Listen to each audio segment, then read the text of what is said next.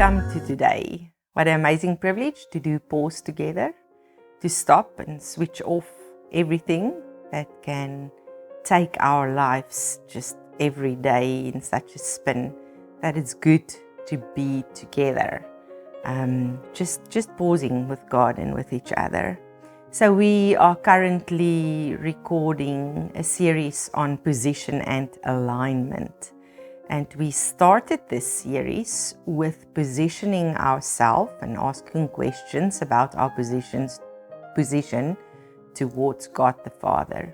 Him being the King and Him being the Creator of you. And therefore, He's the only one sitting with your blueprint. He's the only one knowing what the potential is that He already placed inside of you. 2 Peter 1, everything that you need to live a godly life. And He's the only one that you can get it from.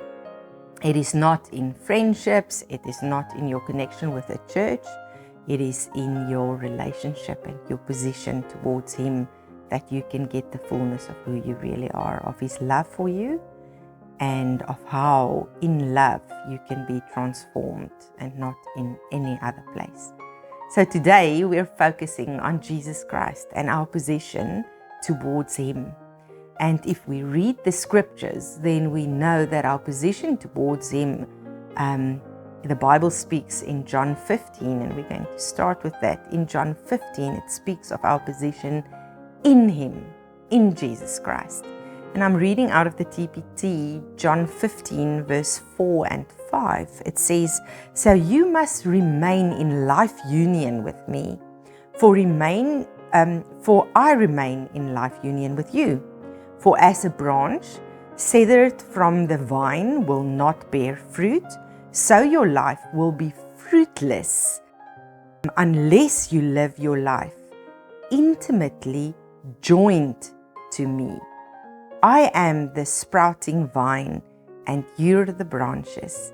As you live in union with me as your source, fruitfulness will stream from within you.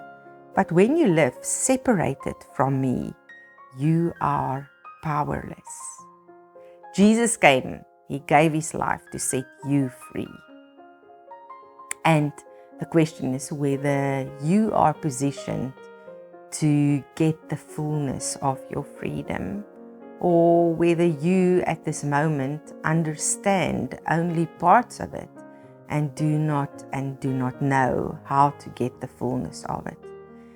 A few weeks ago, Jesus showed me this picture of a castle and of us as Christians that do not understand what is available for us in Him. And He showed me how in this picture we were running around the castle, to the back of the castle, going to the back door of the kitchen and getting crumbs and stale bread and just water, and that we feel that we are fed enough by it. Then He showed me as I enter into this relationship, the castle is a relationship with Him, into Him, and Him standing in the center of that castle with a table to die for what's on that table, and Him saying, "Maret, this is new every morning. You can have this any morning. Spiritual nutrition, exactly what you need if you just come to me." So it's on one part what He wants to give, but on the other part what we get rid of as we enter into. Because as I entered into, it was like me entering into the light, and all of a sudden all these rags just fell off. Why? Because darkness and sickness and hurt cannot stand with Jesus. It's light and darkness. So as we truly enter into Him, in a relationship, this is not going to church. It is not listening to this YouTube video that can set you free. It's Jesus. And He can take away what needs to be taken off, but He can give the nourishment that we need to grow in the fullness of understanding what it means to be His daughter, what it means to be truth and to be free, and what we can carry to this world that needs Him because He's the only way. But can you show them the way? Do you have a friend that needs to walk with you into that intimate place so that she can understand that it's in touching Him that we are set free?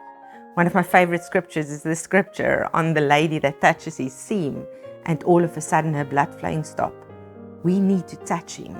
We need to touch Him to get healed, to get rid of, and to get fed in everything that we need spiritually.